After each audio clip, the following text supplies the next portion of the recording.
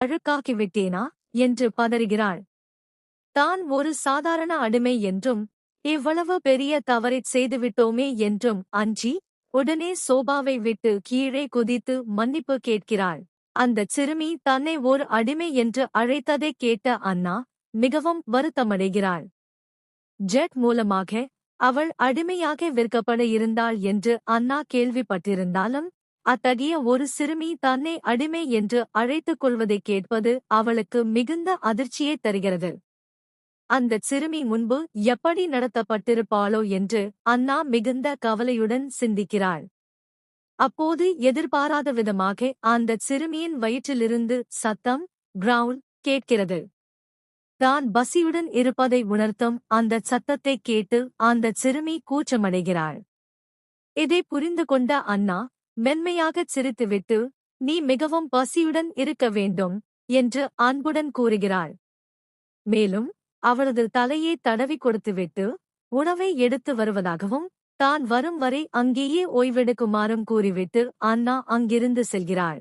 அன்னா அங்கிருந்து சென்ற பிறகு அந்தச் சிறுமி தானாகவே நிலைமையை புரிந்து கொள்ள முயல்கிறாள். தான் ஏற்கனவே வண்டியில் தூங்கிவிட்டதோடு இப்போது சோபாவையும் அழுக்காக்கிவிட்டோம் என்று வருத்தத்துடன் நினைக்கிறாள்.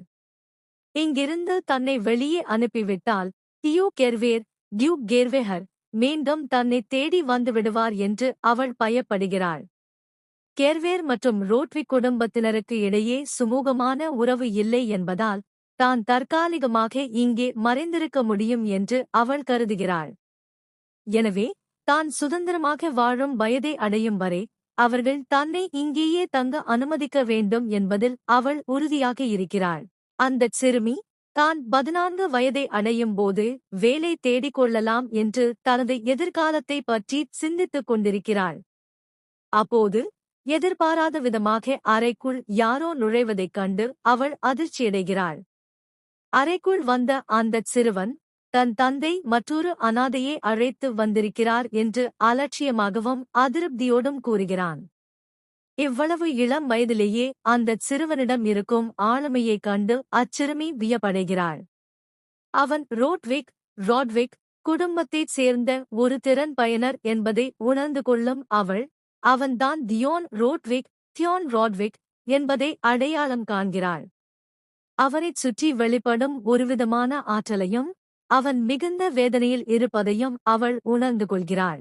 தன்னை ஒரு ரூட்டிம் என்று யாராவது கண்டுபிடித்துவிட்டால் தன் கடந்த கால வாழ்க்கை மீண்டும் நிகழ்ந்துவிடும் என்று அஞ்சும் அந்தச் சிறுமி இப்போதை